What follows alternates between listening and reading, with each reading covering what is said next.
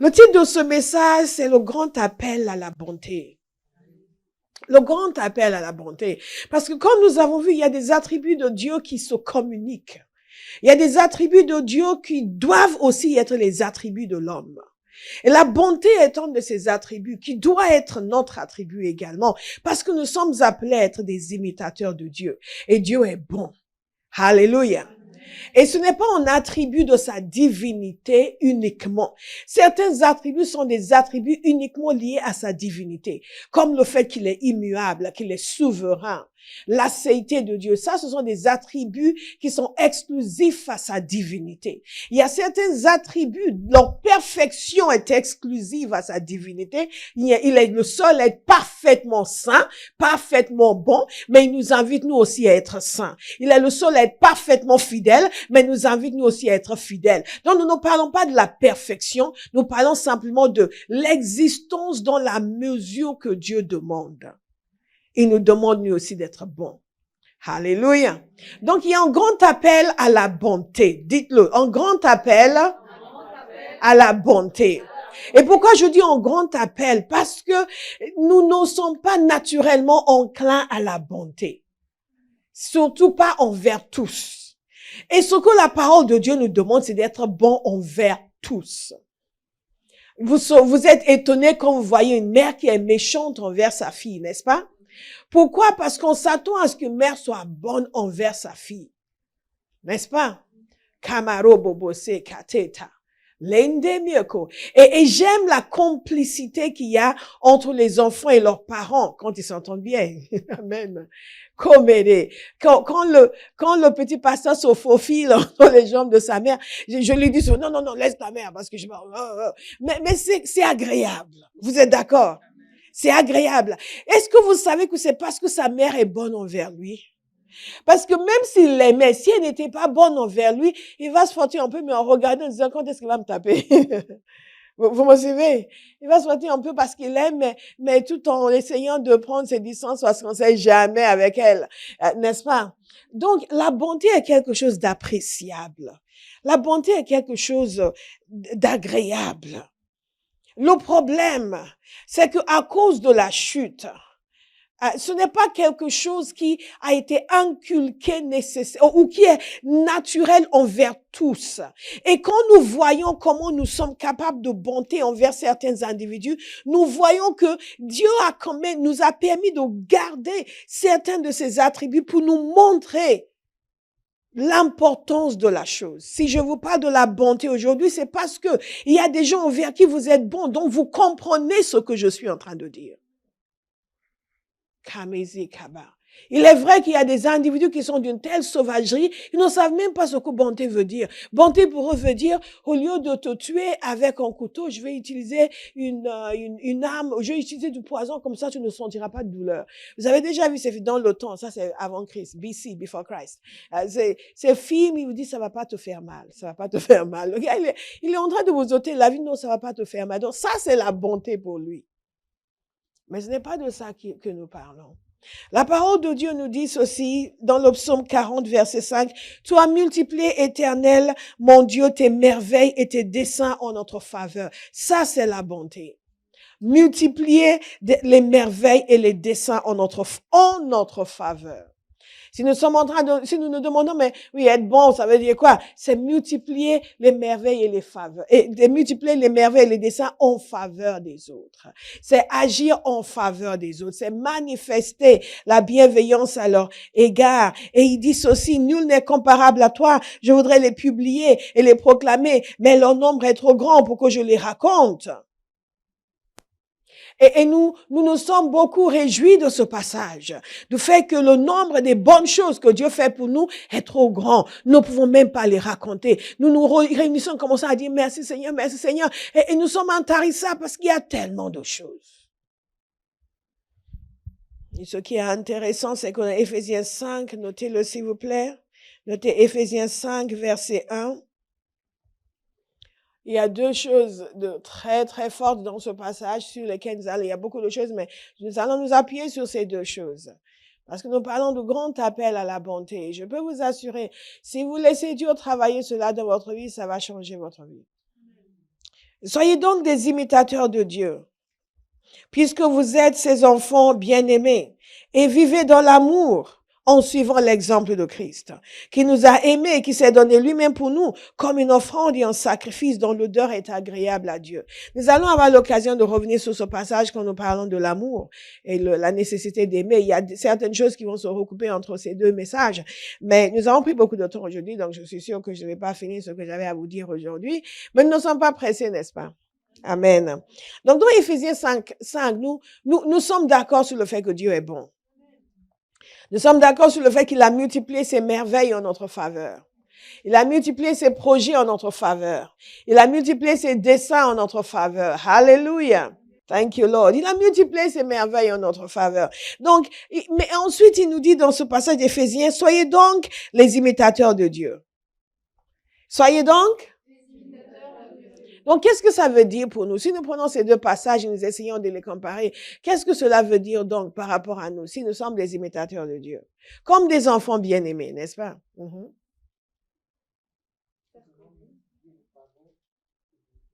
Ça veut dire donc? Exactement. Que si nous prenons ces deux passages côte à côte, nous voyons que Dieu a multiplié ses merveilles en notre faveur et nous voyons qu'il est abondant dans la bonté en notre faveur. Nous avons vécu l'abondance de sa bonté pendant le temps de louange de ce matin. Nous n'avions pas prévu qu'il vienne faire tout ce qu'il a fait, mais il a fait. Qu'il vienne dire tout ce qu'il a dit là, mais il a dit. N'est-ce pas? Donc il a multiplié ses merveilles. Et ce message n'est pas théorique. Nous venons de vivre la multiplication de ces merveilles, de ce dessein en notre faveur dans une certaine mesure. Et donc, nous sommes aussi appelés à être des imitateurs de Dieu. Ce qui veut dire, notre bien-aimé ici nous a dit, ça veut dire aussi que nous devons nous aussi multiplier les merveilles en faveur des autres. Alléluia. Il faut qu'il y ait des gens sur cette terre qui peuvent se tenir pour dire, my God, my God, my God. My God, mais il a multiplié ses merveilles en ma faveur. Et pas une personne, pas deux personnes, mais imaginez que les gens que vous rencontrez, de façon générale, on sait qu'il y a toujours des récalcitrants, n'est-ce pas? Mais que de façon générale, quand les gens qui vous connaissent ne peuvent que dire, waouh, quelle bonté vous manifestez à leur égard. Beaucoup de gens pensent que les pasteurs doivent être des gens bons. Vous êtes d'accord, hein? Tout le monde s'attend à la bonté de la part du pasteur. Mais est-ce que vous savez qu'il n'y a pas un verset qui dit que les pasteurs et seuls les pasteurs doivent être bons? Au contraire, il y a une demande et une exigence de bonté de la part de tous les enfants de Dieu.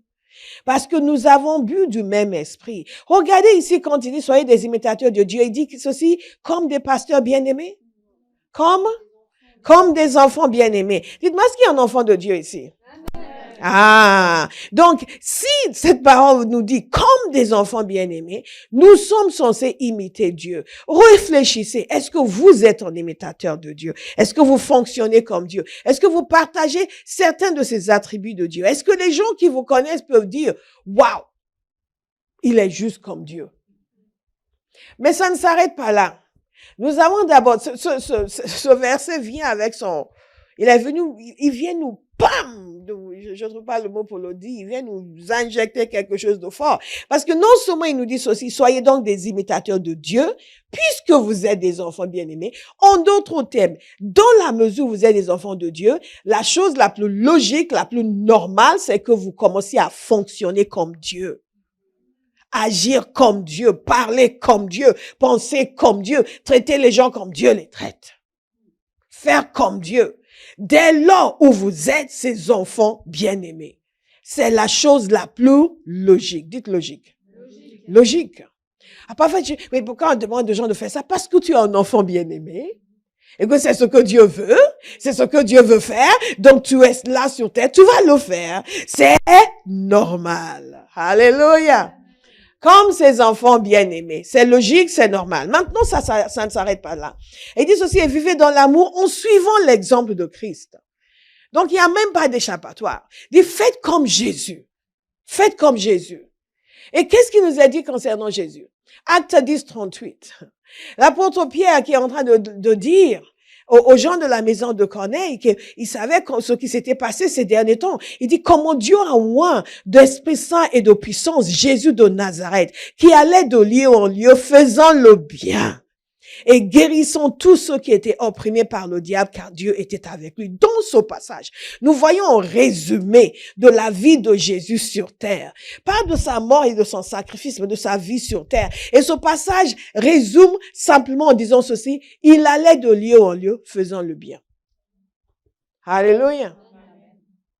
Et la parole ici nous dit dans Éphésiens, agissez à l'exemple de Christ. C'est important de le comprendre parce que beaucoup d'entre nous, nous pensons que être un bon chrétien, c'est le fait que, ah non, moi je rate jamais le culte. Je ne comprends pas ces gens qui viennent pas au culte. Tu sais, il y a Philippe là. Il faut qu'on l'appelle pour dire, Philippe, tu étais où, frère? Moi, jamais. Je suis toujours au culte. Demandez à pasteur. Toujours le premier à arriver. What? Rater le culte? My God, jamais. Ah non, nous on a compris. Nous, on a compris ce que c'est que d'être chrétien. Je suis toujours le premier. Le premier arrivé, le dernier à partir. Ça, c'est clair. Frère, est-ce que tu vas de lieu en lieu faisant le bien?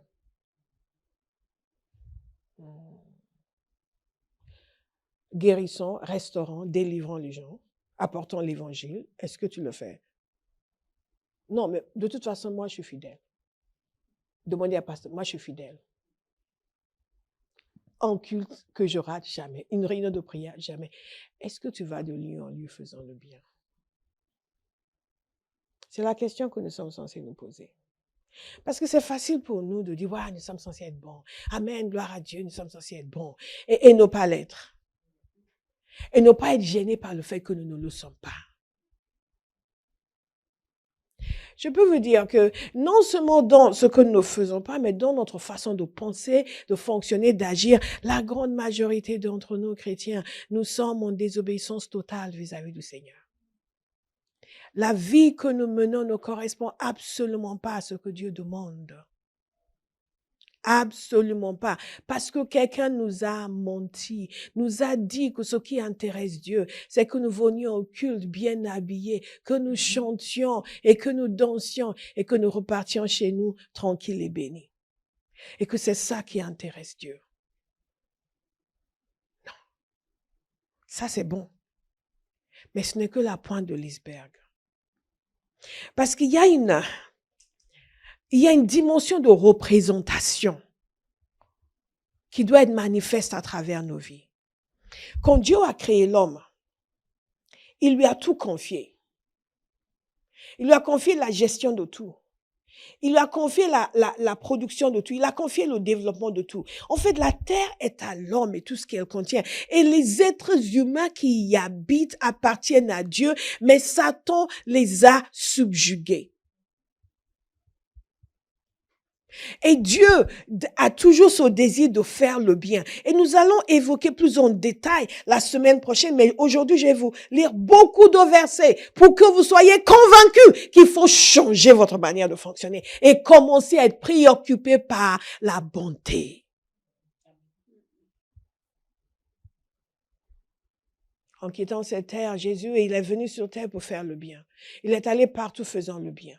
Lisez les évangiles. Quand vous lisez les évangiles, mettez-vous à la place de Jésus. Ne vous mettez pas uniquement à la place de la personne qui veut recevoir de Jésus. Mettez-vous à la place de la personne qui veut fonctionner comme Jésus, qui veut représenter Jésus. Et donc Dieu a donné à l'homme un mandat de représentation. Le chrétien, c'est la personne qui représente Dieu, qui va maintenant agir sur terre comme Dieu aurait agi s'il était là physiquement, comme Jésus aurait agi s'il était là physiquement. Quand quelqu'un vous rencontre, quelque chose doit sortir de vous vers cette personne, comme si Jésus était là. Et ça ne doit pas être les pleurs, les lamentations, les tristesses. Ça ne doit pas être les plaintes et les murmures. Ça ne doit pas être, ah, tu vis cette situation difficile. Ah, écoute, moi, je ne connais pas de solution à ça. Hein. Moi, j'ai quelqu'un, il y a 5 ans, il a vécu ça, il en est mort. Hein. Et on va partir là, ah, le pauvre, ah, il est condamné. Mais il y a quelque chose de plus que Dieu a déposé à l'intérieur de nous. Notre bien-aimée, dimanche dernier, elle a témoigné sur la manière dont elle a prié, elle était étonnée. Et je vous disais que les ressources que Dieu a mises en nous sont extraordinaires, mais elles ne vont jamais venir à la surface si nous n'allons pas plus loin dans la prière, si nous n'allons pas plus loin dans la connaissance de Dieu. Et c'est pour cela que Dieu peut nous demander d'être des imitateurs de Dieu, parce qu'il y a des ressources qu'il nous a données, qui nous permettent de l'imiter, qui nous permettent d'être bons. Mais beaucoup juste veulent être bénis. Le problème, c'est que la bénédiction est limitée dans la désobéissance. Vous l'avez compris là? C'est peine perdue. Et les choses que Dieu va régler pour vous en une seconde, vous pouvez passer 15 ans à les chercher parce que vous refusez d'obéir. Kamari, ce ne sera pas votre témoignage. Kabo sekatata. Jésus a été là, l'expression même de la bonté quand il était sur terre.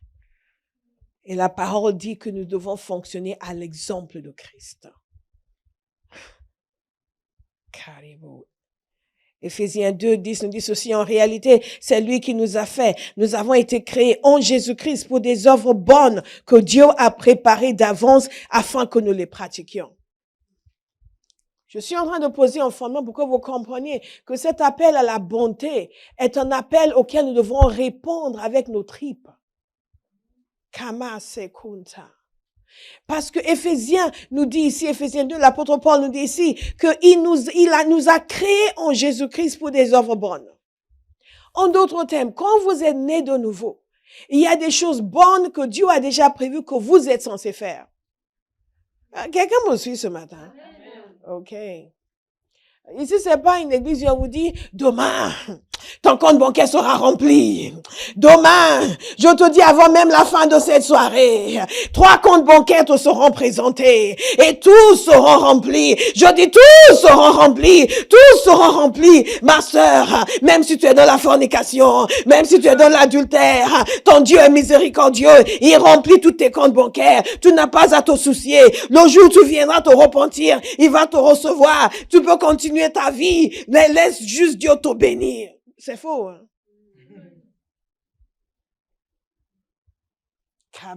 Certains d'entre nous, c'est ce que nous voulons. Et on va nous mentir. On va nous dire, tu n'as pas besoin d'obéir. Oh, Dieu est un Dieu de grâce. Un Dieu de grâce. Je dis un Dieu de grâce. Hey, est-ce que j'ai un témoignage dans cette salle? C'est un Dieu de grâce qui t'a dit que tu dois te repentir, qui t'a dit que tu dois changer, qui t'a dit que tu dois modifier ta vie. Ah, ils ne connaissent pas le Dieu que je sais. Un Dieu de grâce. Mensonge. Mensonge. Les gens font ouh, hey, ouh, et ils sortent de là, et ils continuent dans leur misère.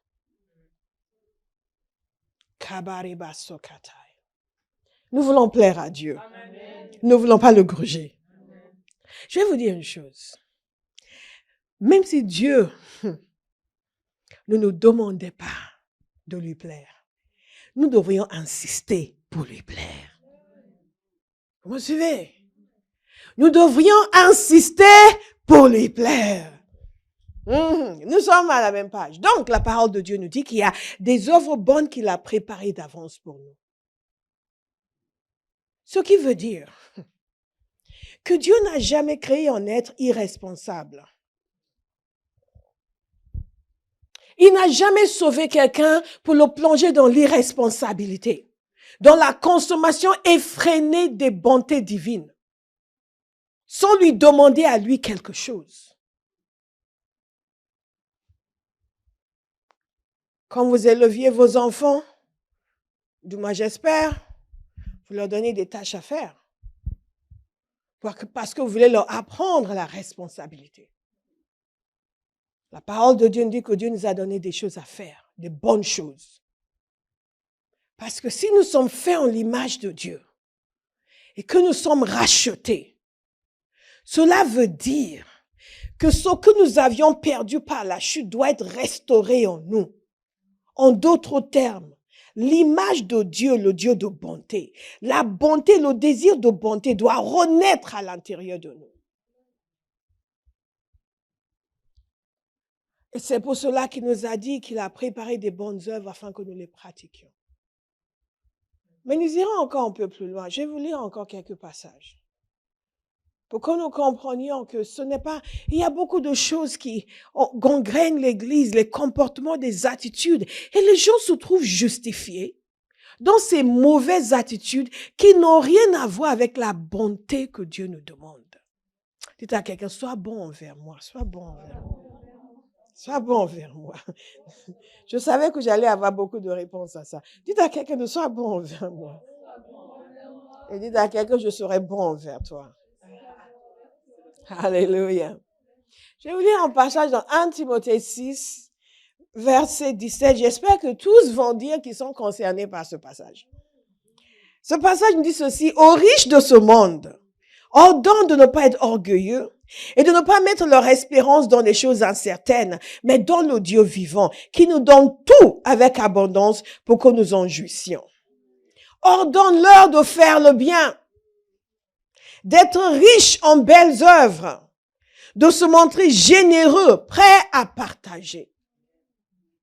De se montrer généreux, prêts à partager. Dis, ordonne-leur de faire le bien. Tournez-vous vers quelqu'un. Dites-lui, je t'ordonne de faire le bien. Kamarebobo Sokata. Ordonne-leur de faire le bien. Nous sommes sous ordre de faire le bien. Oh yes, oh yes. Nous avons l'ordre de faire le bien. Quelqu'un me dit, mais il s'adresse aux riches. J'espère que vous n'allez pas dire que vous faites partie des pauvres. Alléluia. Vous ne faites pas partie des pauvres. Donc ce passage s'adresse à vous. Alléluia. Ordonne-leur de faire le bien. Ah bah, je vous ordonne, faites le bien. Kabasokote. Nous sommes sous ordre de faire le bien. Parce que nous avons vu que la bonté de Dieu s'exprime par des actions de bonté. La bonté n'est pas que dans le cœur. Non, la bonté, c'est dans les actions. Alléluia. Alléluia. Vous pouvez dire, non, moi, je suis vraiment bien envers les gens. J'ai de bonnes pensées envers les autres. Oui, ben, c'est très bien. Ces bonnes pensées doivent devenir non seulement de bonnes paroles, parce qu'il y a des gens qui ont de bonnes paroles. Il y a des gens, quand ils vous parlent, votre tête s'enfle. Votre tête se multiplie par 3, tellement vous êtes grisé, vous êtes... Ouh. Quand je vous dis, par exemple, écoutez, j'ai invité ma fille Béa à chanter. Béa, elle est touchée par la grâce. Quand elle chante, vous ne pouvez pas rester là insensible. La puissance de la voix que Dieu lui a donnée est absolument extraordinaire. Et c'est une fille d'une grande humilité et d'une grande bonté de cœur. J'ai rarement vu quelqu'un porter une telle grâce avec une telle humilité. Et quand elle ouvre sa bouche pour chanter, je dois me tenir tranquille parce que ça commence à bouillonner à l'intérieur. What do you feel? Do you feel good or you feel bad? She feels good. Sa tête s'est multipliée par 5.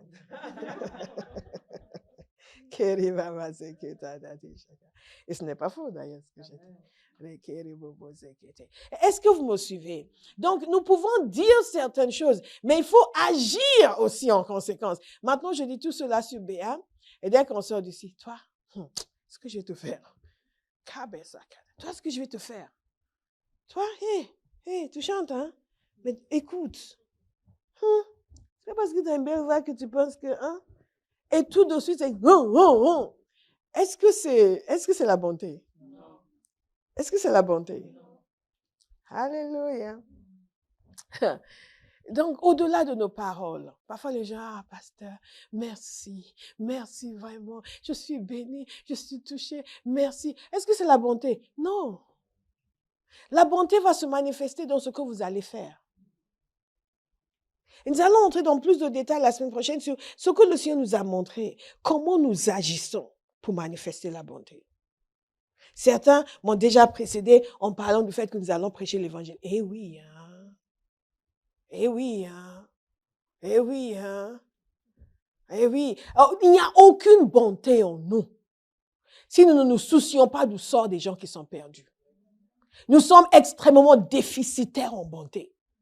Si notre cœur n'est pas ému par le sort de ceux qui n'aiment pas Dieu, qui ne connaissent pas Dieu, si nous ne faisons rien pour les gagner au Seigneur, frères, sœurs, vous manquez de bonté.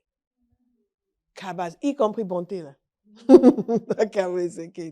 Est-ce que vous me suivez? Diagnostiquons nos cœurs. Diagnostiquons nos cœurs.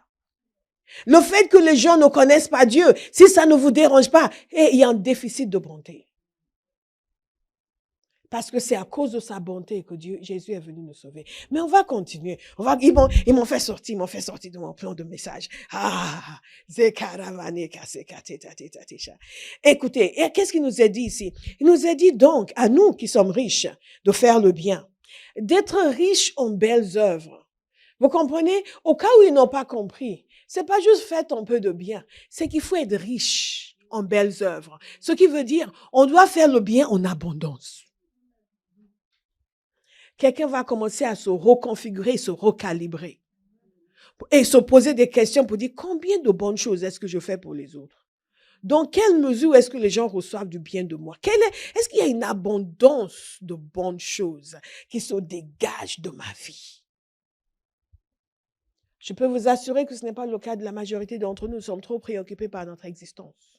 Trop préoccupés par nos défis, nos problèmes, nos difficultés. Et la raison pour laquelle nous sommes si préoccupés par nos problèmes, nos difficultés, c'est parce que nous n'obéissons pas au Seigneur. Vous me suivez? C'est un cercle vicieux, bien-aimé. Oui, mais on demande aux gens de faire bien. Mais moi, j'ai plein de problèmes. C'est ça ton problème. Parce que si on obéissait au Seigneur, on faisait ce qu'il nous demandait de faire. On lui donnait tout ce qu'il nous demandait de lui donner. On prie comme il nous demande de prier. On loue comme il nous demande de louer. Lui-même va enlever les soucis, les inquiétudes, les prises de tête. Il nous dit clairement dans sa parole, ne vous inquiétez de rien. Mais en toute chose, par des prières et des supplications, faites connaître vos besoins à Dieu. Et la paix de Dieu, qui surpasse tout entendement, montrera la garde, j'aime bien dire ça, montrera la garde sur votre cœur et sur votre âme. C'est la vérité ou ce n'est pas la vérité? Alors, obéissez à cette parole. Et vous allez avoir tellement de paix, vous allez avoir tellement de sérénité, vous allez pouvoir faire le bien. Quand vous êtes accablé par vos problèmes, au point de ne penser qu'à vous, vous êtes déjà en train de désobéir au Seigneur. Parce que vous n'êtes pas en train de lui donner vos soucis, de lui donner vos inquiétudes et de vous faire violence pour faire ce qu'il vous demande de faire. Bien aimé, toute la vie, j'ai une prophétie pour vous, toute la vie vous aurez des problèmes. Tant que vous êtes sur cette terre des vivants, si vous ne les créez pas, quelqu'un va les créer. C'est à vous de décider, je refuse de laisser cela entamer ma sérénité. Je refuse. Ou bien quelqu'un que vous aimez va avoir des problèmes. Parce que malheureusement, il y a des gens qu'on aime qui ne sont pas sérieux, qui vont se causer beaucoup de problèmes. Il y a certains parents, leur vie était tranquille, mais dès qu'ils ont eu des enfants, ils en ont eu un qui a trouvé le moyen, ils trouvent le moyen de causer des problèmes partout. Et tous les parents qui ont des enfants agréables, remerciez le Seigneur. Parce que j'ai vu certains parents avec un enfant difficile, toute leur vie a été affectée. Eux, ils sont là, ils sont tranquilles. L'enfant, une fois, je vous ai souvent raconté cette histoire, ce garçon doit être un homme marié avec des enfants lui-même aujourd'hui. Mais ma soeur avait une amie qui avait un garçon qui était assez difficile. Partout où ils allaient, ils se faisaient remarquer. Ils sont allés un jour à un anniversaire, ma soeur, son ami et le garçon. La maîtresse de maison, les enfants jouaient à côté, ma maîtresse de maison, elle a pris l'enfant, elle l'a pris comme ça, elle est venue, elle a dit, c'est qui la mère de cet enfant? Rentrez chez vous, s'il vous plaît. Je vous assure. C'est à ce point que c'était difficile. Ils ont tout fait continuer à causer des problèmes. Qu'est-ce que je suis en train de vous dire?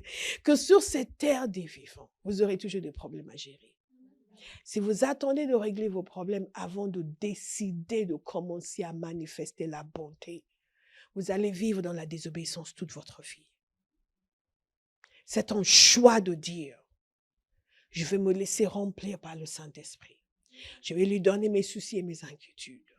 Et je vais être sensible à ce que le Seigneur me demande pour être une personne qui représente Jésus sur la terre et manifeste sa bonté envers les autres. Alléluia.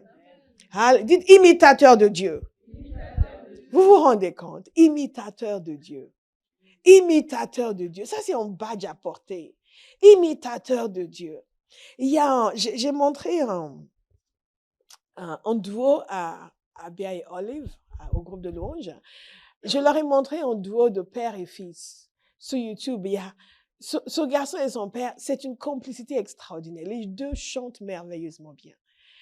Et ça me fait beaucoup penser à l'image de la relation que nous avons avec Dieu. Il y a une grande complicité. Le petit, quand il chante, parfois, il regarde son père. Vous voyez les yeux d'amour avec lesquels il regarde son père. C'est tellement merveilleux. Et ça, il fonctionne en duo. Il fonctionne en duo, en tandem. Et c'est merveilleux. Et c'est comme ça que Dieu veut que nous fonctionnions avec lui sur la terre. Nous devons fonctionner en duo avec le Saint-Esprit. Vous me suivez? Ce n'est pas ma vie et la volonté de Dieu. Non, la volonté de Dieu est ma vie. Le désir de Dieu, c'est ma vie. Dieu veut exprimer sa bonté à travers moi. Donc, ce n'est pas la bonté de Dieu qu'il faut exprimer et ma vie que je mène tranquillement ici et de temps en temps, je vais par là pour exprimer la bonté et ensuite je retourne vivre ma vie. Non, non, non. Ma vie, c'est manifester sa bonté. Ma vie est vécue en complicité avec le Seigneur. Nous vivons, je vis en duo avec lui sur la terre. Est-ce que vous me suivez? Et chaque étape, je regarde ses yeux. Je regarde, j'écoute son cœur. Ce n'est pas une situation se présente, je dis ce que j'ai envie de dire, je fais ce que j'ai envie de faire, après bon, on va prier, on va voir. Non, non, non, tout de suite, je suis sensible. Le Saint-Esprit peut tout de suite me communiquer ce qu'il a envie de faire, de dire dans cette situation. Est-ce que quelqu'un m'écoute? Nous avons parlé de la prière et de l'intimité la semaine dernière. Tout cela nous conduit à ce genre de fonctionnement où nous pouvons faire du bien. Parce que quand vous passez du temps avec Dieu, vous avez envie de ce dont Dieu a envie. Dieu veut faire le bien. Regardez, ce matin, il voulait faire le bien. Je pouvais dire, oh, on ne va pas déverser la grâce. Et eux, ils n'ont qu'à louer le Seigneur. Depuis le temps qu'on leur apprend à louer le Seigneur. S'ils ne veulent pas louer, qu'ils ne louent pas. Comment ça te veut déverser la grâce? Laisse, la semaine prochaine, tu déverseras la grâce, Seigneur. Et vous n'aurez même pas su que Dieu voulait vous faire le bien et que le pasteur ne voulait pas vous faire le bien. Parce que vous louiez, vous étiez tranquille, vous pensiez que c'était super ce que vous faisiez, n'est-ce pas? Vous étiez tranquille dans votre truc et je suis venu vous secouer. Hein? Je suis venu secouer le cocotier. Je suis venu vous secouer, vous pousser à aller plus loin, vous exhorter à avoir une rencontre avec Dieu parce que je sentais que Dieu voulait vous faire le bien. Et moi, l'agent de Dieu sur la terre, à travers qui il dispense ses biens, je coopère avec lui. Et le résultat, c'est que quelqu'un a été délivré ce matin. Quelqu'un a été changé ce matin. Pourquoi? Parce que quelqu'un sur terre a accepté de laisser Dieu faire le bien à travers lui. Et c'est ce que chacun de nous doit faire. Dans toutes les circonstances de nos vies, au travail, vous devez être un dispensateur de bien. Si là où vous travaillez, les gens n'ont pas le réflexe de venir vous demander de prier pour eux, je vous assure, les gens vont mal. Si, en dépit de leur détresse, ils ne sentent pas l'empressement de venir vous demander la prière, vous ne faites pas le bien. Parce que quelque chose doit se dégager de vous où ils vont savoir que vous êtes différent. Que vous, on peut se confier en vous, vous n'allez pas le raconter à toute l'entreprise. Mais que s'ils ont besoin de bien, s'ils viennent vers vous, quelque chose de bon va venir sur leur vie. C'est macabo, c'est gardé, bachakata. Même s'ils le cachent, ils vont venir. Tu déjeunes à l'extérieur ou je peux venir avec toi? Tu déjeunes seul, hein? Parce qu'ils se cachent encore.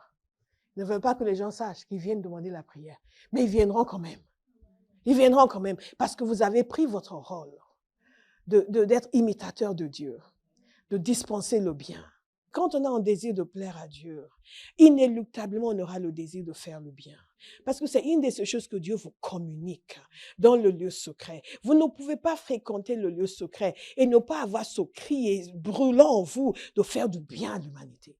Parce que c'est ce qu'il y a en Dieu. Et je vous ai dit que Dieu détend sur vous. Vous n'êtes pas quelqu'un de particulièrement, ou on ne vous considérez pas comme quelqu'un de particulièrement agréable, mais Dieu fait quelque chose en vous.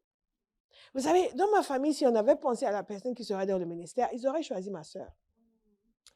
Parce elle est très bienveillante. Enfin, entre guillemets, parce que il y a des fois, quand elle n'aime pas quelqu'un, moi, je suis... moi, je suis dans le milieu. Elle est ici ou là. Si elle vous aime bien, my God. Si elle vous aime pas, mon Dieu. Moi, je suis entre les deux. Je n'ai pas en fait, je n'ai jamais de haine extrême ou de... Je dis, oh, whatever. Mais je peux vous dire une chose. Elle est ce qu'on appelle en anglais caring. Ah, my God. Qu'est-ce qu'elle se soucie pour les autres? Qu'est-ce qu'elle se soucie pour les autres? Je me suis dit, elle aurait dû être femme de pasteur ou elle aurait dû être pasteur. Qu'est-ce qu'elle se soucie pour les autres? Et une fois ma mère était là,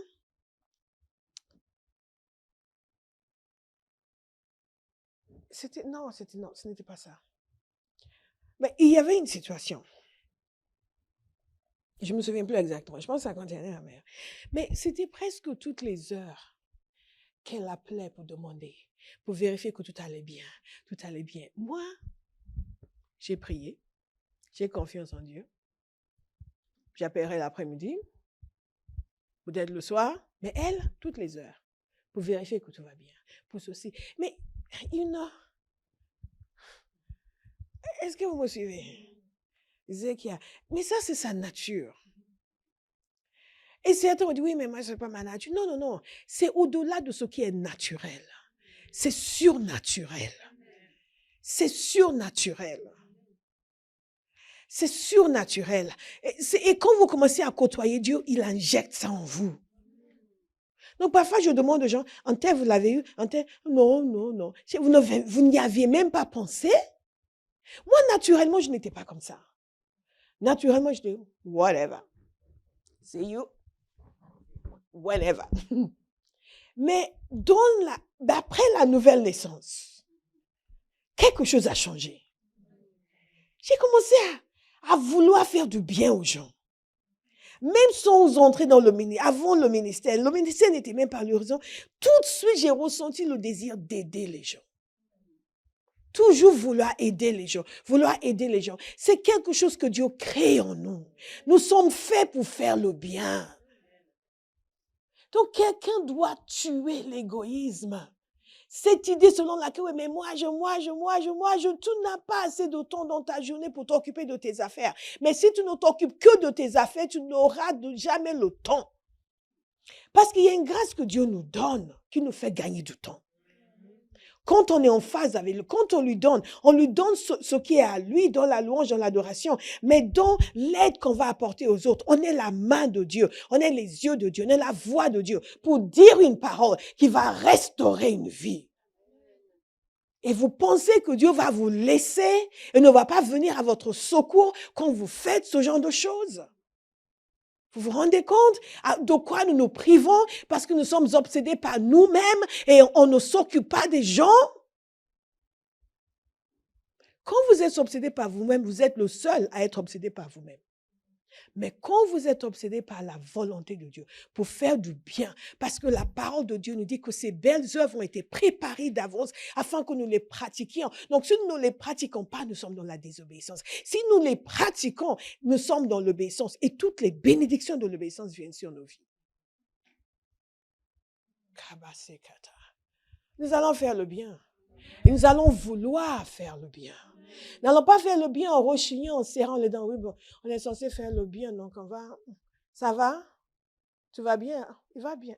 Il va bien. Ah, on a demandé. Tu me regardes ses yeux, je pense qu'il va pas bien. Il va bien. Oh, on rentre chez nous. On a demandé, c'est bon. Ce n'est pas comme ça. Dieu veut tellement faire le bien. Tellement faire le bien. Et je ne sais pas, Abraham, est-ce que vous avez envie qu'il le fasse à travers vous? Regardez dans ce passage, et la parole nous dit qu'il nous donne tout avec abondance. Non, méditez un peu là-dessus. Il nous donne tout avec abondance. La semaine prochaine, nous avons vu dans Pierre il a tout prévu et tout pourvu. Que sa divine puissance nous a donné tout ce qui convient à la vie et à la piété par la connaissance de Dieu. On nous a formatés pour être obsédés avec nos vies. Ça, c'est un très mauvais formatage qui ne conduit qu'à la destruction. Parce que dans l'économie de Dieu, nous moissonnons ce que nous semons. Si nous semons l'égoïsme, nous moissonnons la destruction. Si nous semons la bonté, nous moissonnons la bonté. La parole nous dit que Dieu nous a tout donné avec abondance. Pour que nous en jouissions. C'est avec abondance. Avec abondance. Donc, il dit ceci, ne soyez pas orgueilleux. Beaucoup de gens sont orgueilleux. Très orgueilleux. Et il dit ceci, ne mettez pas votre espérance dans des richesses incertaines. En d'autres termes, arrêtez de bâtir votre vie sur ce que vous possédez. Arrêtez de penser que oui, mais moi j'ai ceci, j'ai ça. Et toutes ces choses sont incertaines. Est-ce que quelqu'un qui perd la tête aujourd'hui peut jouir de tout l'argent qu'il a mis en banque? Pourquoi ne pas donc servir celui qui vous a permis de garder votre tête? Vous savez, parfois vous voyez des gens, vous êtes choqués. Vous les avez connus il y a quelques années, quand vous les revoyez, ils sont l'ombre d'eux-mêmes. Et vous les saluez avec un sourire comme si vous n'avez rien remarqué de leur déchéance. Et vous partez de là et vous êtes secoués. C'est my God. Moi, à chaque fois, je dis, I will serve you, Lord. Je consacre ma vie à ton service. Quelle est la valeur de la vie d'un être humain? Aujourd'hui, elle est là, demain, elle est partie.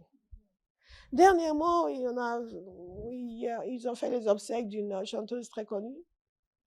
Et ça m'a fait penser à à l'époque où je regardais encore la télévision, où je voyais la personne dans ces émissions dont je ne me souviens plus.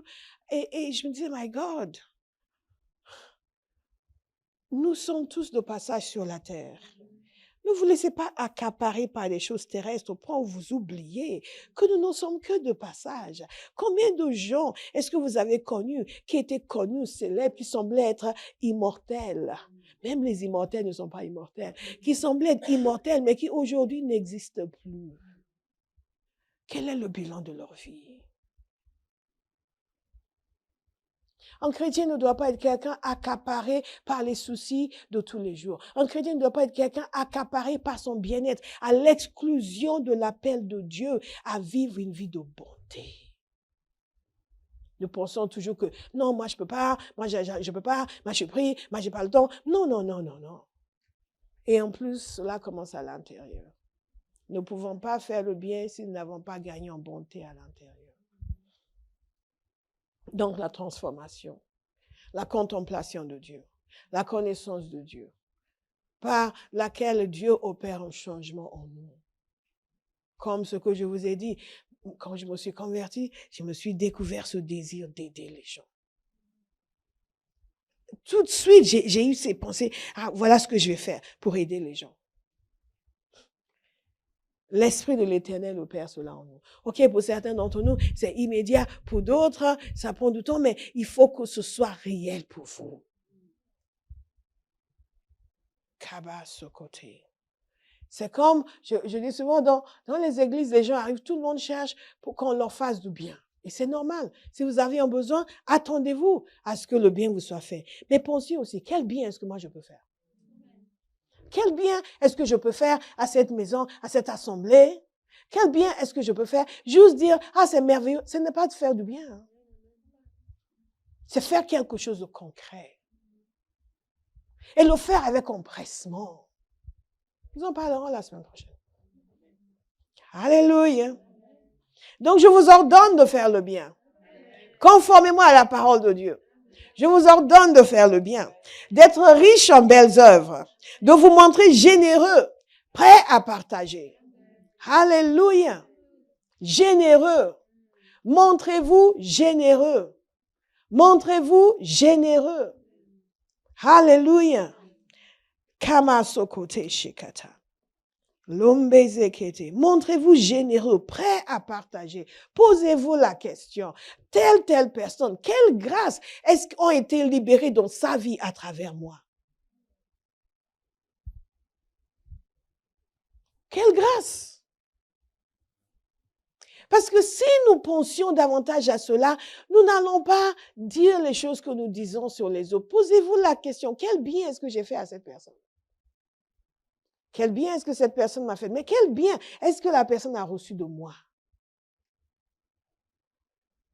Camarebo. Oh, que vous avez peut-être un chef qui n'est pas très agréable, mais posez-vous la question. Quel bien est-ce que je lui ai fait? Est-ce que je lui ai fait du bien? Ou est-ce que je vois sa détresse et je lui ai, c'est bien fait pour lui, il est trop méchant, il faut qu'il souffre. Non. Donc la parole nous dit que Dieu nous donne tout avec abondance. Et si nous sommes censés être imitateurs de Dieu, ça veut dire aussi que nous devons aussi donner avec abondance. Dites avec abondance. Ah, autre chose, dans Luc chapitre 6, 35, Jésus nous dit ceci, dans le sermon sur la montagne, aimez vos ennemis, faites du bien. Là, je pense que ça c'est le sermon sur la plaine, parce que ça c'est le sermon de Luc.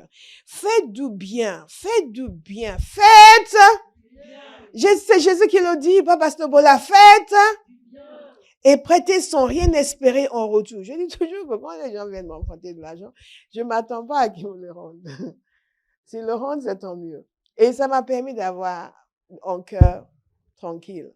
Parce que beaucoup de fois, les gens sont, ah, vraiment, et à chaque fois, je dis, OK, mais dès que c'est parti, je n'y pense plus. Je choisis de ne plus y penser. Je peux vous dire que la grande majorité des fois, les gens n'ont pas rendu. Et ça ne m'a rien fait. Pourquoi? Parce que j'ai décidé de ne plus y penser. Et la parole nous le dit, prêtez sans rien espérer. Donc, si la personne vous rend, tant mieux. Mais n'attendez-vous, même si la personne vous rend, ne vous attendez pas à la gratitude. Parce que beaucoup de gens, peu importe le bien que vous leur faites, ils ne seront jamais reconnaissants. Et si vous faites le bien en vous attendant à la gratitude, vous allez être déçus. Vous me suivez? Ah, et non seulement cela, je sais que nous sommes tous d'accord pour dire que nous sommes tous riches, donc cette parole sur les riches s'adresse à nous. Mais s'il y avait quelqu'un ici qui avait des doutes, qui se disait, ouais, vous êtes tous riches, mais pas moi, moi je ne vais pas le dire, mais quand même. Hein. Bon, titre 3, 8 est pour vous. Peut-être que c'est quelqu'un en ligne. Tout le monde à Bahaus est conscient d'être béni de Dieu. Et surtout, tous ceux qui vivent en Occident, vous êtes tous riches. La personne la plus pauvre en Occident fait partie des personnes les plus riches dans le monde. Vous le savez?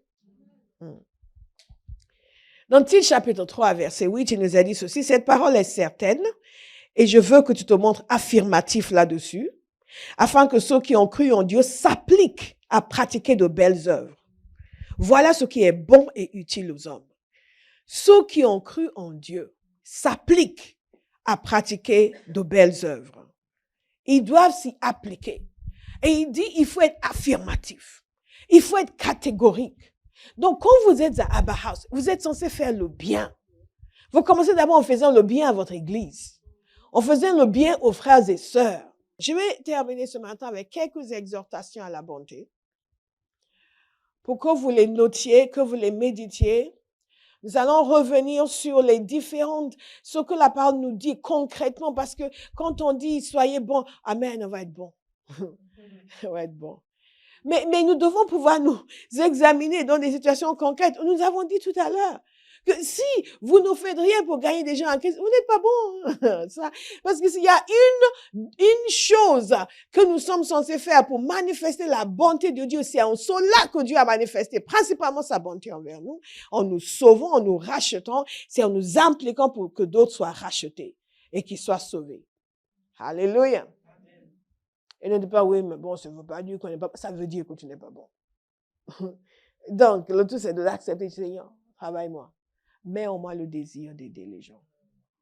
Mets en moi. Parce que les gens pensent que certains d'entre nous sommes tous juste naturellement merveilleux. Pas du tout. C'est pour cela que je vous ai parlé de ma sœur. Si quelqu'un devait être passé, il l'aurait choisi. Personne ne m'aurait choisi. C'est Kabazé qui était. Mais Dieu m'a choisi. Amen. Et Dieu vous a choisi. Amen. Dieu crée des choses à l'intérieur de nous. Il a créé en moi ce cri pour aider les gens. Peut-être que ça existait avant et que simplement toutes les circonstances de la vie ont fait que c'était enfui ou que j'étais préoccupée par d'autres choses. Mais quand Jésus m'a libérée de toutes les choses, cette envie d'aider les gens, de faire le bien, d'être une bénédiction. Ça vient sur quelqu'un aujourd'hui. Et si c'est en vous que c'est enfoui en dessous de montagnes de soucis, que cette montagne de soucis disparaisse, que cela puisse ressortir, que vous accomplissiez votre destinée avec brio. Karabo Sokotai. On ne fait pas le bien en traînant des pieds. On fait le bien avec un cœur rempli de désirs joyeux. Et quand on a fini, on est heureux. Et c'est une joie surnaturelle. Hallelujah. God is good. Karobo Sekianda Bezekatai. Notez ceci, s'il vous plaît. J'ai toute une série de versets à vous donner parce que je veux que vous en soyez convaincus. Certains d'entre nous, nous sommes tellement enfoncés en nous-mêmes depuis si longtemps qu'il faut que nous soyons, que nous méditions longuement ces passages pour que ça entre à l'intérieur de nous. Ou le mauvais formatage que nous avons reçu. Nous pensons que oui, l'église, c'est là où les sceptres de Dieu te font le bien, tu es béni, tu rentres chez toi et tu vis ta vie. Non! Nous sommes ces enfants bien-aimés. Nous sommes chacun de nous appelés à être des imitateurs de Dieu. Celui qui nous donne tout en abondance nous appelle, nous aussi, à pratiquer de bonnes œuvres qu'il a préparées d'avance. En d'autres termes, avant que Gloire ne naisse de nouveau, Dieu avait des œuvres, des bonnes choses qu'il avait entassées qu'elle est censée faire. Alléluia. Il n'a jamais prévu qu'elle soit née de nouveau, délivrée, bénie et qu'elle continue à vivre sa vie tranquille sans être dérangée en quoi que ce soit. Non, pas du tout. Son plan pour elle, c'est qu'elle naisse de nouveau, elle soit délivrée et elle commence à faire de bonnes choses. Elle devienne une personne bonne qui libère la bonté partout où elle va. Il y a des choses précises qu'elle est censée faire qui sont des marques et des témoignages de bonté. Amen. Des belles œuvres qui ont été préparées d'avance afin que nous les pratiquions. La parole de Dieu exige que l'homme de Dieu insiste que le peuple le fasse. J'insiste que vous fassiez de belles œuvres. Amen. Je vous ordonne de faire le bien. Et ordonne-leur à faire le bien. Mais moi, j'ai pas envie de faire. Tu es hors la loi. Tu es censé faire le bien. Car aujourd'hui, on veut suggérer aux chrétiens. Parce que oui, mais il ne faut pas contrôler. Non, on ne contrôle pas, on ordonne selon la parole de Dieu. Soyons des chrétiens. Soyons chrétiens. Respectons la parole de Dieu. Il y a des gens, si on n'insiste jamais, ils vont gaspiller leur existence dans l'égoïsme. Centrés sur eux. Leur nombril en permanence. Jusqu'à la fin de leur vie. Moi. Vous n'avez jamais une conversation avec eux sur les autres. Sur un bien, sur quelque chose. Non, c'est toujours moi ceci, moi cela, et moi cela. Et même nos témoignages doivent commencer à manifester le bien que nous faisons. Et pas uniquement le bien que nous recevons.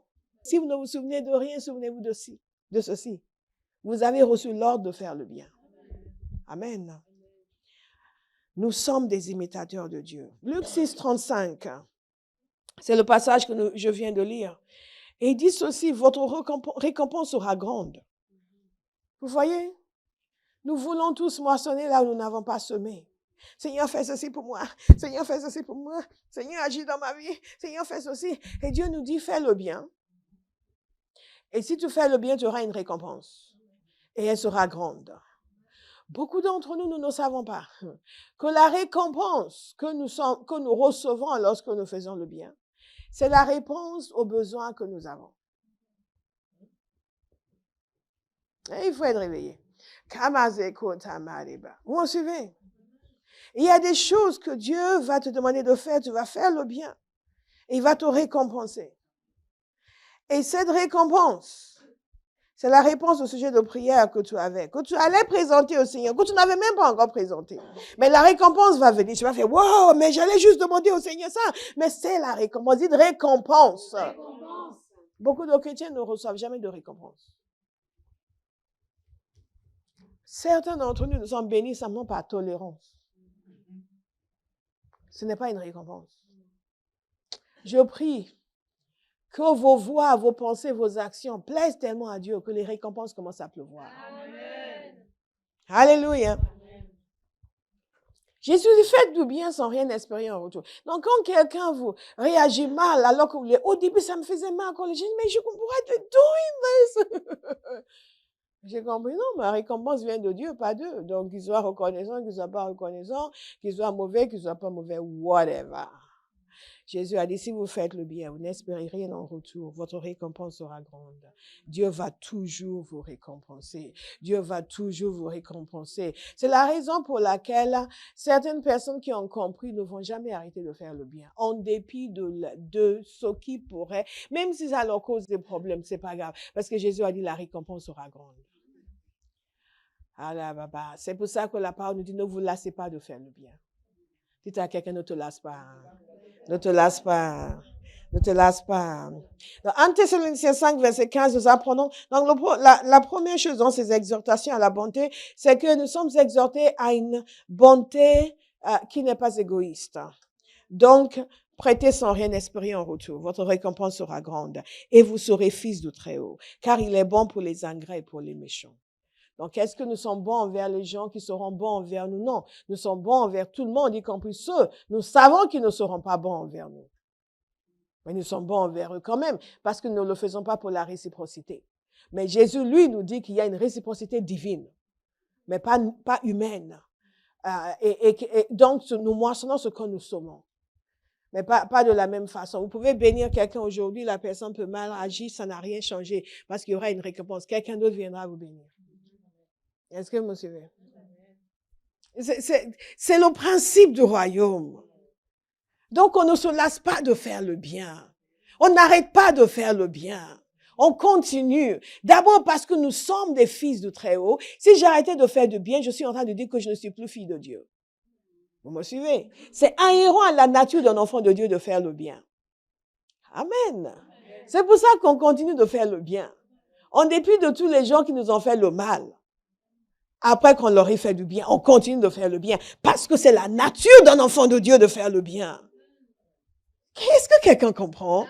C'est la nature d'un enfant de Dieu de faire le bien. Un enfant de Dieu qui ne fait pas le bien est dénaturé.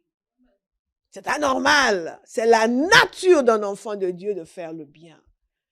De même que c'est la nature d'un être humain de manger et de dormir. C'est la nature d'un être humain de faire le bien.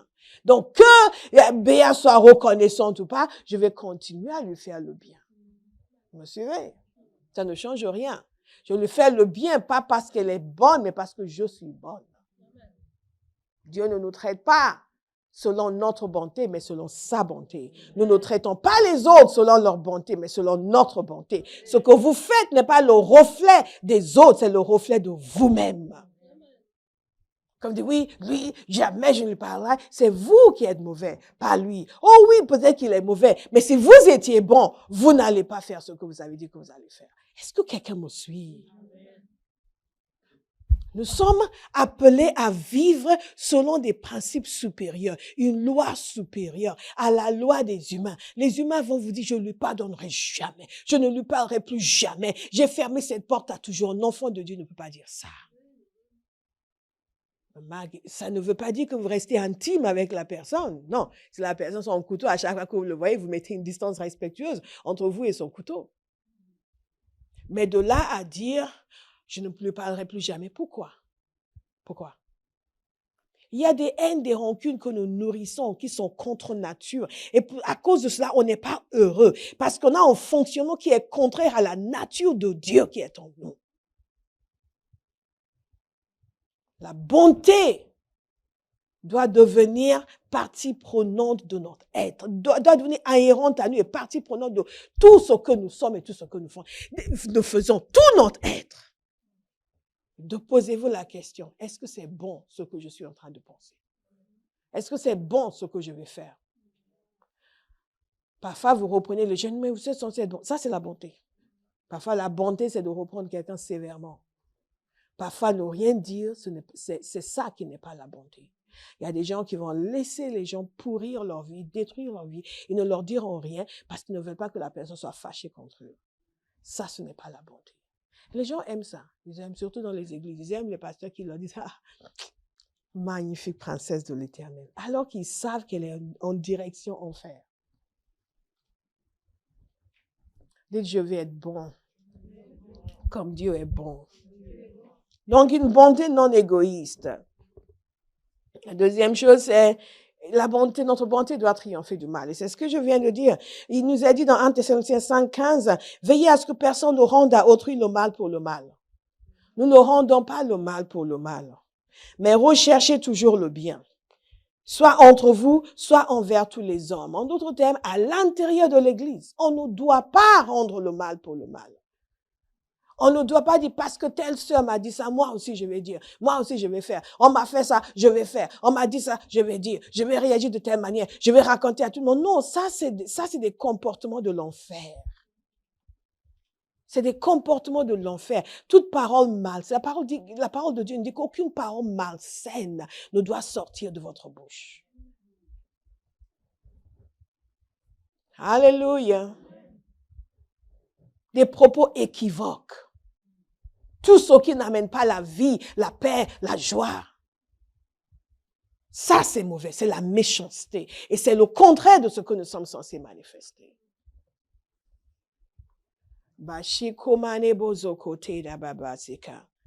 Que personne, et même quand on vous a fait quelque chose, la parole dit que personne ne rende à autrui le mal pour le mal, mais recherchez toujours le bien.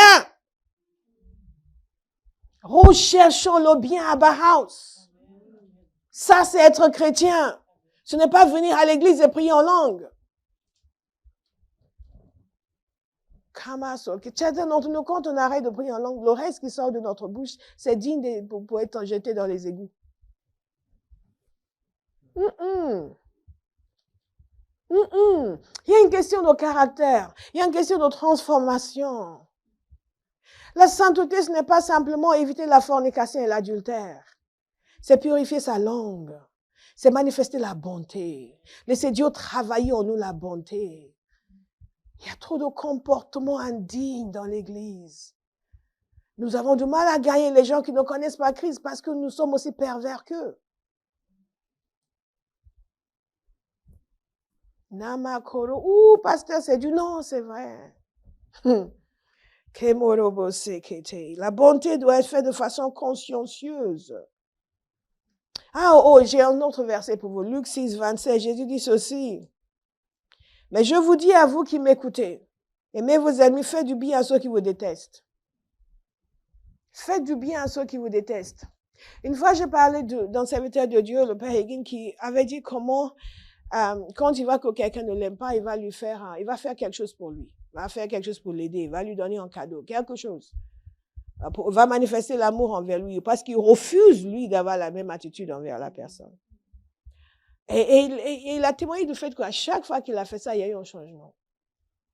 Et donc, une fois, une sœur m'avait dit, concernant une autre sœur, elle dit, oui, j'ai entendu quand vous aviez dit ça. Ah oui, donc je suis allée faire un cadeau à une telle. Et remarquez, j'avais remarqué que ces deux-là qui ne semblaient pas s'entendre, tout d'un coup étaient devenus très proches. Mais je ne savais pas ce qui s'était passé. Le Saint-Esprit a agi. Non, c'est le cadeau qui a agi. Le Saint-Esprit l'a utilisé. Donc la personne a entendu, elle sentait que cette personne ne la calculait pas, elle est allée lui faire un cadeau. Et tout a changé. Je ne vous dis pas d'aller acheter l'amour. Simplement, je suis en train de dire que la parole de Dieu nous dit de ne pas rendre le mal pour le mal. Et de faire le bien même à ceux qui nous détestent. Donc, les justifications que nous nous donnons pour nos mauvaises paroles, nos mauvais comportements ne tiennent pas debout dans le royaume de Dieu. Ça, c'est des choses qui fonctionnent dans le monde, dans les ténèbres, mais pas dans le royaume de Dieu. Pas dans le royaume de Dieu. Pas dans le royaume de Dieu. Donc, nous devons triompher du mal avec la bonté. La bonté doit être consciencieuse, systématique. 2 Thessaloniciens 3, 13. Nous allons finir avec cela, nous continuerons la semaine prochaine. Ne négligez pas de faire le bien. Quant à vous, frères et sœurs, notre thème, vous. Quant à vous, frères et sœurs, à Bauhaus, ne négligez pas de faire le bien. En d'autres thèmes, nous devons être consciencieuses. Appliquer à faire le bien. Appliquer. Quand on appelle une réunion de prière pour prier pour telle situation, pour les perdus, soyez présents. Ça, c'est faire le bien. Certains ne vont pas dans les réunions de prière si on ne va pas prier pour eux. Mais quand on va prier pour gagner des âmes, soyez présents. Oh non, moi j'aime dormir. Moi j'aime dormir. Non, ce n'est pas bien. Dites à quelqu'un, ce n'est pas bien. Ce n'est pas bien. Donne-toi pour prier pour le salut des perdus. Tu es en train de replier au fond de ton lit pendant que les autres sont en train de prier pour que la France soit gagnée. Ce n'est pas bien. Tu es en train de regarder la télévision pendant que les autres sont en train de jeûner et prier pour que cette nation vienne à Christ. Ce n'est pas bien. Cabos au côté. Où tu es quand on prie pour les perdus? Avec nous. Demandez à quelqu'un, où tu es quand on prie pour les perdus? On va explorer cela la semaine prochaine. Parce que c'est ça, faire le bien. C'est faire des choses qui vont apporter du bien dans la vie des autres, même si ça n'a aucune incidence sur notre vie. Mais quoi manebo sakiata? Meroboko sabageza. Si vous n'avez pas cet élan, il faut grandir en bonté. Il faut crier à Dieu, donne-moi ce désir d'aider les autres. Mets quelque chose en moi.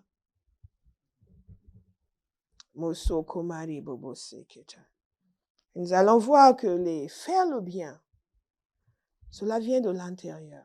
Ce n'est pas juste une compréhension mentale. Il y a une impulsion intérieure, il y a une transformation intérieure qui nous amène à vouloir le bien pour les autres et à leur faire le bien. Et je vous assure, c'est infiniment mieux que ce soit surnaturel plutôt que naturel. Parce que quand c'est naturel, vous pouvez vous soucier des gens que vous aimez, mais les autres.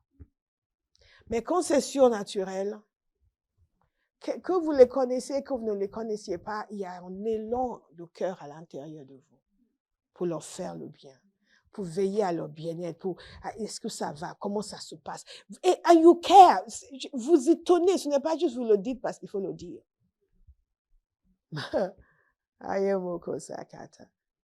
Et dit, je veux faire le bien. Je veux vouloir du bien pour les autres. Il y a des gens qui sont appelés à servir le Seigneur, il ne les a pas encore libérés parce qu'ils ne veulent pas faire du bien à qui que ce soit. Ils veulent juste être connus. Ils veulent juste dispenser, utiliser leurs dons. Le ministère, ce n'est pas la manifestation de nos dons, c'est l'expression du cœur du Père. Et si vous ne ressentez pas le cœur du Père, vous ne servez à rien. Je vous l'assure, vous ne servez à rien. Ce n'est pas la manifestation de nos dons. Dieu n'a que faire de nos dons. Il faut exprimer son cœur. Alléluia! Alléluia! Alléluia! Nous allons faire du bien de façon consciencieuse. Et ce bien vient de l'intérieur parce que Jésus a dit, un bon arbre ne porte pas de mauvais fruits. Et un mauvais arbre a de bons fruits. Nous sommes nés de Dieu, la vie de Dieu est en nous. Donc, c'est ce qui est nécessaire pour faire le bien a été déposé à l'intérieur de nous. Mais nous devons décider de nous réveiller.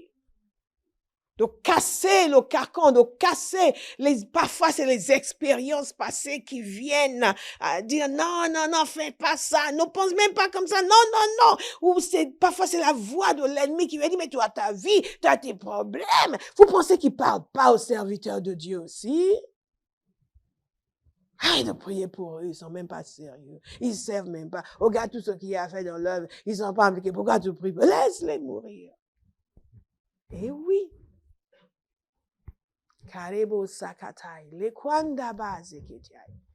Mais Dieu cherche un peuple qui est obsédé par sa volonté.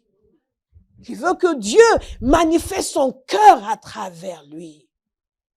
Nous sommes tous tellement heureux quand nous recevons tout ce bien que Dieu donne. Et, merci, mais vous aussi allez faire le bien. Amenez l'évangile là où vous travaillez. Amenez l'évangile dans la rue. Amenez l'évangile dans votre supermarché. Amenez l'évangile en ligne. Arrêtez de traîner des pieds, de rechigner, de dire que vous avez votre vie, vous avez vos problèmes. Vous aurez toujours vos problèmes. Et plus vous refusez de faire le bien, plus vos problèmes vont se multiplier. C'est comme ça. Kabeza katesha.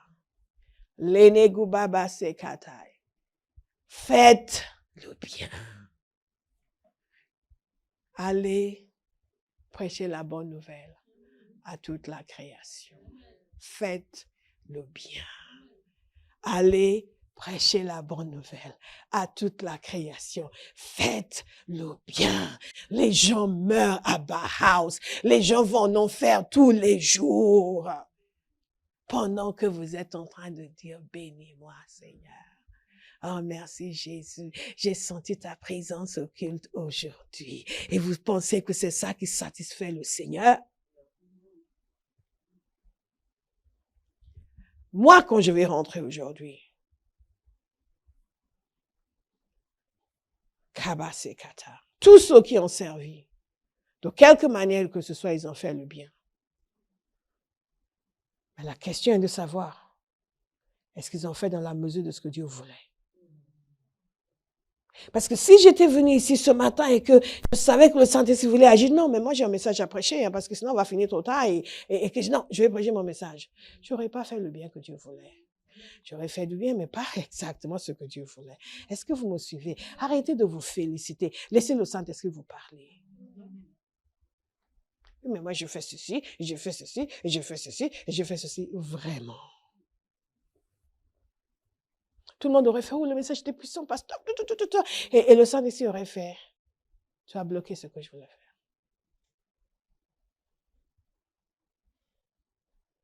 Faites le bien. Faites le bien.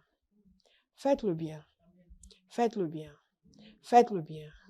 Et en rentrant chez vous, laissez le Saint-Esprit vous parler.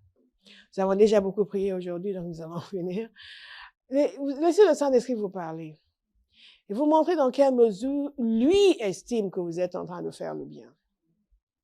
Dans quelle mesure il est satisfait de ce qu'il reçoit de votre existence. Dans quelle mesure son investissement en vous est en train de produire les fruits nécessaires. Sukamari bobo sekatai. Lendebia gobo sokote. Je prie que chacun ait la révélation de ces choses. Parce que, croyez-moi, le fonctionnement que nous avons actuellement ne correspond pas à la réalité du cœur du Père. Et c'est parce que nous ne le connaissons pas. Et j'invite particulièrement les parents et tous ceux qui veulent être parents. Vous avez une responsabilité. Ce que vous inculquez à un enfant va affecter toute sa vie. Prenez la responsabilité de connaître le Seigneur pour que dans votre communication, vos communications avec vos enfants, vous leur inculquez la réalité du royaume et pas le succédané qu'est la vie chrétienne que nous menons aujourd'hui. Vous me suivez? Parfois, c'est nous qui empêchons aux enfants de faire le bien. Oui, mais tu vas te faire avoir. Tu vas te faire avoir. Qu'est-ce que ça change? Tant que vous lui apprenez à avoir un bon cœur, à connaître le Seigneur, à faire confiance au Seigneur, à ne rien attendre des gens, à faire le bien sans rien attendre. Sans rien attendre. Et c'est ça la clé, parce que s'ils attendent quelque chose, oui, ils seront déçus. Ils vont se faire avoir. Mais à ne rien attendre, vous leur montrez ce passé, n'attends rien. Toi, tu fais le bien parce que tu es un enfant de Dieu. C'est ta nature de faire le bien. Donc, continue de faire le bien en comptant sur Jésus. Et Jésus dit qu'il va te récompenser. Donc, même quand les gens se comportent mal, ça n'a pas d'importance. Toi, tu continues sur ton chemin en te réjouissant parce que tu as fait ce que Jésus t'a demandé. Et lui promet de te récompenser. Alléluia. Alléluia. Ne leur dites pas, non, ne leur fais pas de bien. Ah bon? Lui, il a amené des choses qu'il ne t'a pas donné et toi, tu lui donnes toujours? Tu vois que tu es bête. Non. Donne-lui encore plus. Donne-lui encore plus. Donne-lui encore plus. Laissez vos enfants emmagasiner des grâces pour leur vie. Alléluia. Et à chaque fois, vous lui dites, regarde ce que dit la parole. Regarde ce que dit la parole. Et vous priez pour l'enfant. Seigneur, qui continue d'être bon, qui continue d'être généreux, qui continue de prêter sans rien espérer. Et je compte sur toi pour amener une telle grâce sur sa vie, une telle bénédiction sur sa vie, qu'il va savoir qu'il ne manque de rien, que Dieu s'occupe de lui. Lui, il peut dispenser la bonté. Il n'a pas à se soucier des gens, même quand ils se comportent mal, parce que toi, tu vas lui témoigner ton amour. Et vous faites ça. Et l'enfant, à chaque fois, même quand les gens lui font du mal, il va sentir la présence du Saint-Esprit. Il va sentir l'encouragement du Saint-Esprit. Et il va être heureux. Je dis, mais toi, tu es toujours heureux. Tu n'as pas vu ce qu'ils ont fait sur toi, ça n'a pas d'importance. Et vous l'apprenez à trouver sa force dans le Seigneur. Il va être solide, inébranlable. Et Dieu va pouvoir lui faire confiance et lui confier de grandes choses. Alléluia, remercions le Seigneur.